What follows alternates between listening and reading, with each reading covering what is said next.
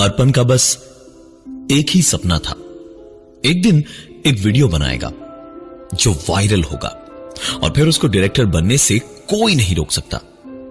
इसी उम्मीद पर प्रेरणा को अपने साथ लेकर एक लाइट हाउस गया, जहां के बारे में सुना था कि वहां रोज रात ठीक 2:25 पर एक लड़की लंबे सफेद गाउन में दिखती है, जो लाइट हाउस से समंदर में कूद जाती है। अर्पण और प्रेरणा ने कैमरा उठाया और रात के 1 बजे निकल पड़े लाइट हाउस की ओर। ठीक लाइट हाउस की सबसे ऊंची खिड़की पर पहुंचकर एक लकड़ी की चौड़ी बल्ली के पीछे से छुपकर पूरी रात बैठे रहे, कैमरा लगाए कि कुछ दिखेगा, अब कुछ दिखेगा, लेकिन कोई फायदा नहीं हुआ।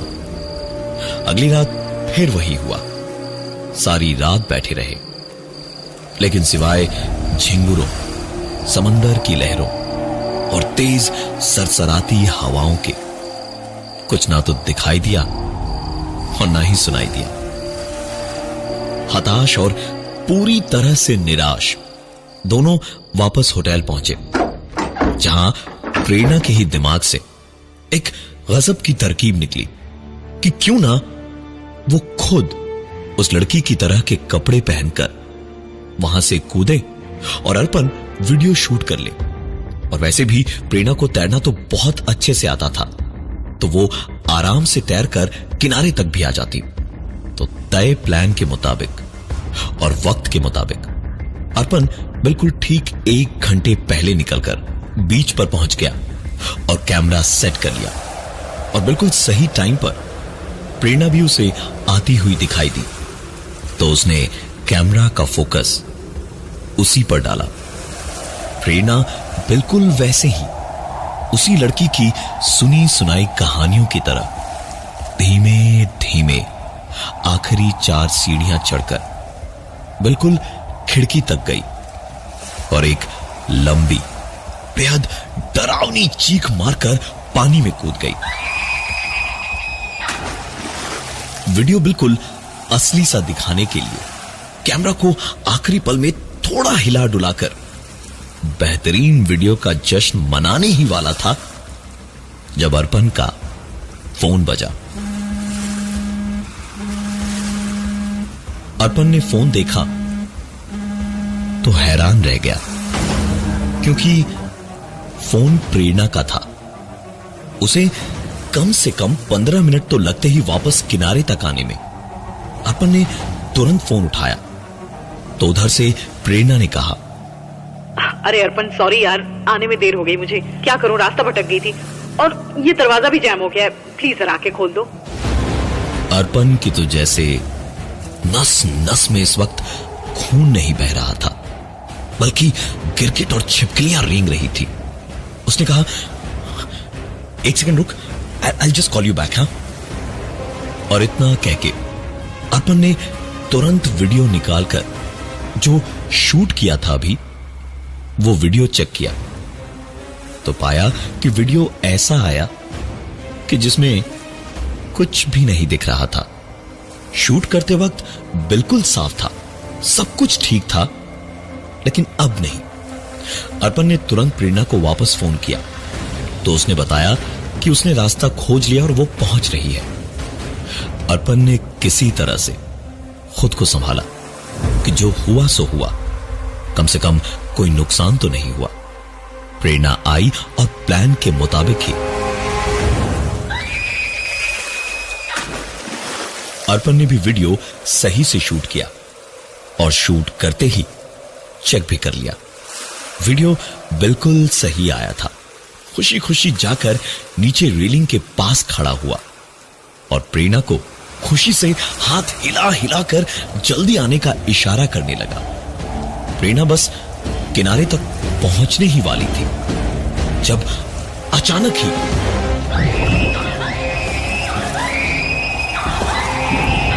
तकरीबन किनारे तक पहुंच चुकी प्रेरणा को किसी ने वापस समंदर में घसीट लिया और 5 ही मिनट में प्रेरणा की लाश समंदर में सफेद गाउन में तैरती हुई दिखने लगी। अर्पण के लिए इस वक्त कुछ भी समझ पाना बेहद मुश्किल था। अर्पण ने अपनी आंखों से जो जो देख लिया था, उसके चक्कर में अब कम से कम वो वहां तो रुकने वाला था नहीं। तुरंत वहां से अर्पण भागा और सीधा अपने होटल पहुंचा। अपने कमरे के दरवाजे को बंद करके चुपचाप पलंग के ऊपर चढ़कर बैठ गया और बुरी तरह से हाँफता रहा। कैसे हो गया ये सब कुछ? काफी देर के बाद में कहीं जाकर अर्पण की सांस में सांस आई। वो चुपचाप बैठा ही हुआ था जब उसकी जागती हुई ये बेहोशी होटल रूम की डोरबेल की आवाज से टूटी और वो उठकर दरवाजे तक गया और कहीं पुलिस ना हो ये देखने को जब अर्पण ने आई होल से झांका तो बाहर का नजारा देखकर उसकी सांस में सांस आई, क्योंकि प्रेरणा जिंदा थी और बाहर खड़ी थी। अर्पण ने दरवाजा खोलते ही कहा, तुम्हारी यार मजाक करने की आदत नहीं। अर्पण अपनी बात पूरी भी नहीं कर पाया, क्योंकि दरवाजा खोलते ही उसने देखा बाहर कोई नहीं था। अर्पण ने फिर भी 2 कदम बढ़ाकर दाएं बाएं दोनों ओर देखा, लेकिन सचमुच प्रेरणा कहीं नहीं थी। एक बार फिर पुलिस केस, भूत प्रेत और पता नहीं कितने हजार ख्यालों से अर्पण का हाल खराब हो चुका था। अब अर्पण को यहां से सीधा भागना था। वो बाथरूम गया और मुंह धोना शुरू ही किया था कि बाहर से उसे आती एक आवाज सुनाई दी। अर्पण जैसे अच्छी तरह जानता था कि क्या हो रहा था।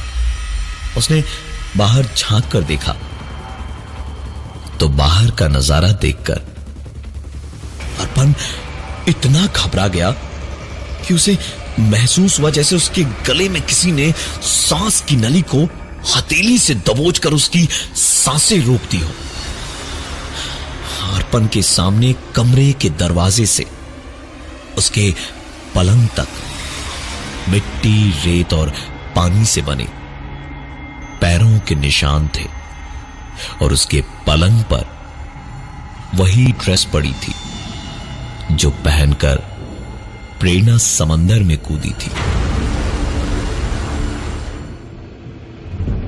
अगले 1 महीने तक अर्पण को रोज यही सपना आता जो उसकी नींद ठीक रात के 2:25 पे तोड़ देती। इस सपने में वो सिर्फ एक ही चीज देखता, प्रेरणा किनारे आ ही चुकी है जब उसे कोई वापस समंदर में घसीट कर ले गया और उसकी लाश पानी में तैरने लगी। अर्पण का जीना दुश्वार हो चुका था। 1 ही महीने में ठीक से ना खाने, पीने और सोने की वजह से अर्पण का वजन गिरता जा रहा था। दिमागी और जिस्मानी दोनों ही तौर पर अर्पण बेहद बीमार होता जा रहा था जब एक रात ठीक 2:25 पर इसी सपने से अर्पण की नींद खुली।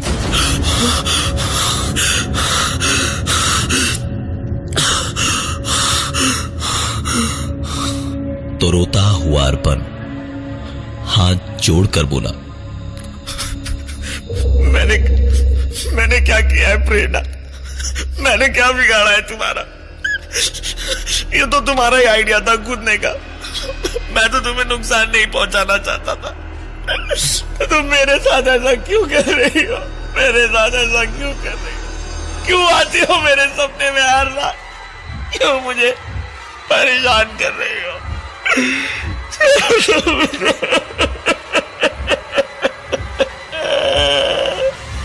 और उस रात के बाद से प्रेरणा ने अर्पण को सपनों में आकर सचमुच में परेशान करना बंद कर दिया। तकरीबन 15 से 20 दिन बीते होंगे। दिमाग शांत रहने लगा तो अर्पण अपने आप बेहतर होने लगा और उसके ठीक 20-25 दिन के बाद अर्पण ने घर पे ही बैठे बैठे न जाने क्या सोचा कि उस रात का बनाया वीडियो इंटरनेट पर अपलोड कर दिया। अर्पण बस मुश्किल से 2 मिनट के लिए बाथरूम तक गया था कि उसके फोन में प्रेरणा के हर सोशल नेटवर्किंग अकाउंट उसके मोबाइल नंबर से मैसेजेस आने लगे और हर मैसेज, हर ईमेल में सिर्फ एक ही लाइन लिखी थी, अगर जीना चाहते हो तो उस वीडियो को तुरंत इंटरनेट से हमेशा हमेशा के लिए हटा दो। अर्पण ने मैसेजेस पढ़ते ही सारी की सारी साइट्स और आईडी से लॉग आउट कर दिया और मोबाइल स्विच ऑफ कर दिया, लैपटॉप को शट डाउन किया और सारी खिड़कियां और दरवाजे बंद करके कुछ देर अपने कमरे में चला गया और लेटे लेटे पता नहीं कब उसे नींद आ गई। नींद में ही अर्पण को अचानक ही ठंड सी लगने लगी, उसका दम घुटने लगा, सांसें रुकने लगी और लगा जैसे जैसे वो डूब रहा है। और नींद में ही अर्पण ने देखा एक लड़की उसे पानी में घसीट रही है, डुबोना चाह रही है, उसे मारना चाह रही है। अर्पण पूरी जान लगा के भी खुद को बचा नहीं पा रहा था, लेकिन किस्मत में अगर जिंदगी लिखी हो तो मौत भी दरवाजे के बाहर खड़ी इंतजार करती है। अर्पण के साथ भी यही हुआ। उसकी नींद एक झटके से खुली और उसके बाद जिस हाल में उसने अपने आप को देखा, उसे देखकर अर्पण को ऐसा लगा जैसे उसके बदन में किसी बिजली के नंगे तार छुआ दिए गए हों, क्योंकि अर्पण लेटा तो अपने पलंग पर था, लेकिन इस वक्त वो बाथरूम में अपने बाथ टब में था, पानी से भरा हुआ बाथ टब जिसमें वो डूब रहा था। और उसने अपने कपड़े नहीं बल्कि वही ड्रेस पहन रखी थी जिसे पहनकर प्रेरणा की मौत हुई थी। पूरे बदन पर समंदर की रेत और मिट्टी लगी हुई थी। अर्पण इस वक्त हिल भी नहीं पा रहा था, सिर्फ हांफे जा रहा था। अर्पण ने किसी तरह अपने आप को संभाला और हड़बड़ाकर बाथ टब से निकला और ड्रेस को उतार फेंका। इन सारी चीजों के बाद एक कोने में जाकर अर्पण किसी बेहद डरे हुए बच्चे की तरह घुटनों में चेहरा छुपाए बैठा हुआ था और चारों ओर चोर निगाहों से रह रहकर देखने लगा। इस वक्त अर्पण शायद एक पुतले को भी अपने सामने देख लेता तो उसको भी अपना जिगरी दोस्त बना लेता, क्योंकि इस वक्त वो खुद को बेहद अकेला महसूस कर रहा था। अर्पण बैठे बैठे ही दीवार की ओर घूमा और हवा में बातें करने लगा। प्रेरणा, मैंने तेरा क्या बिगाड़ा है रे? क्यों मेरे साथ ऐसा हो रहा है? मेरी गलती नहीं थी प्रेरणा, मैं तुमसे प्यार करता हूं प्रेरणा, मुझे छोड़ दे प्लीज, मुझे छोड़ दे। इस तरह तो मैं हमेशा हमेशा के लिए पागल हो जाऊंगा। और अगर ऐसे ही रहा तो मैं खुद को मार लूंगा प्रेरणा, मैं खुद को मार लूंगा। अर्पण का ये रोना देखकर पत्थर भी खून के आंसू रो देता, लेकिन अर्पण को इसका कुछ और ही जवाब एक आवाज ने दिया। मैं भी तो यही चाहता हूं कि तुम मर जाओ। अर्पण ने जैसे ही यह आवाज सुनी, उसे अपनी आंखों के आगे अंधेरा सा छाता हुआ महसूस होने लगा। अर्पण धीमे धीमे बेहोश हो गया। सवेरे उसकी बेहोशी टूटी दरवाजे की घंटी की आवाज से। उठ के अर्पण ने दरवाजा खोला तो दूध वाला आया हुआ था, जो अर्पण को देखते ही पहले तो हंस पड़ा, और बड़ी गंदी सी हंसी थी उसकी, जैसे अर्पण कोई बेहद घटिया इंसान हो। अर्पण ने उस पर ध्यान नहीं दिया और चुपचाप दूध लेकर अंदर आ गया।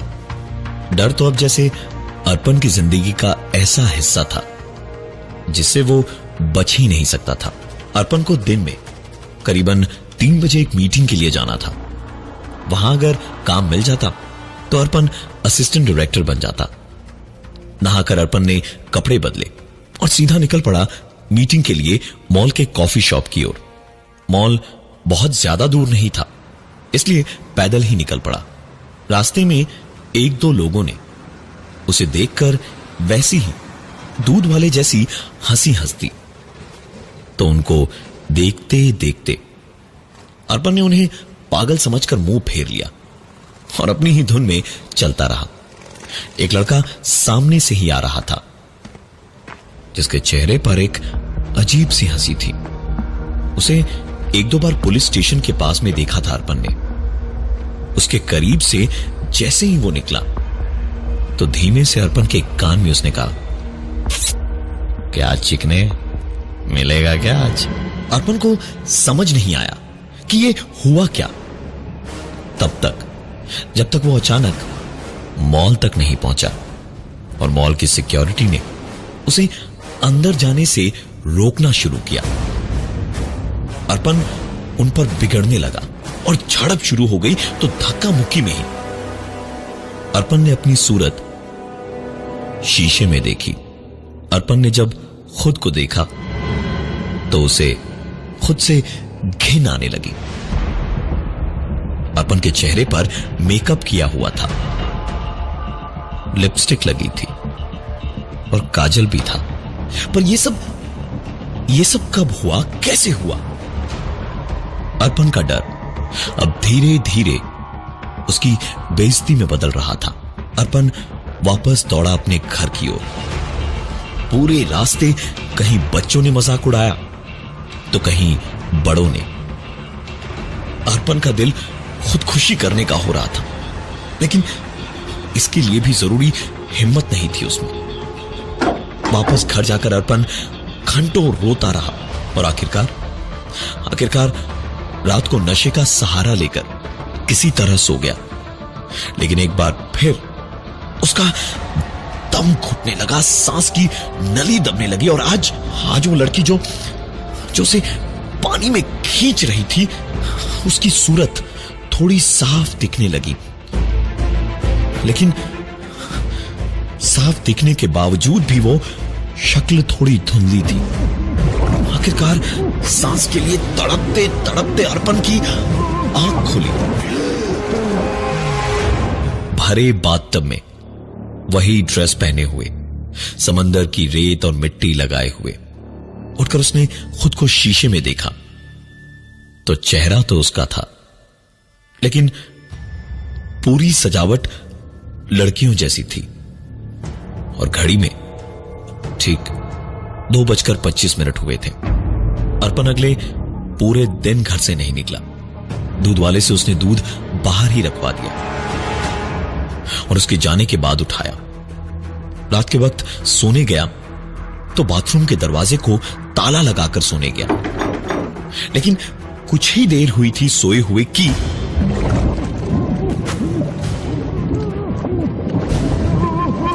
नींद एक बार फिर से बाथटब में खुली। लेकिन एक अजीब बात थी आज।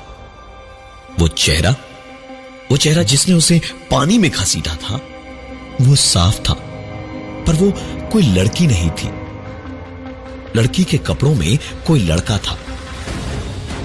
अर्पण ने इसके बाद खुद को देखा, वो फिर से उसी ड्रेस और मेकअप में था। दरवाजे की कुंडी और ताला तोड़ा हुआ था। अर्पण को इससे अब डर नहीं लग रहा था, अर्पण ने फैसला कर लिया कि अब आंख मिचौली नहीं खेलनी उसे। उसने अपने लैपटॉप और इंटरनेट से वो वीडियो डिलीट किया और इसी ड्रेस में, पूरे मेकअप में गाड़ी लेकर निकल पड़ा उसी लाइट हाउस की ओर। वहां पहुंचकर उसे पता था कि उसे क्या करना था।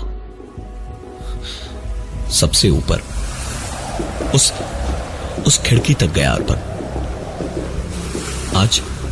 आज उसी लड़की की तरह ठीक 2:25 पर उसने वहां से कूदने का फैसला किया और ठीक 2:25 पर उसने पानी में छलांग भी लगा दी।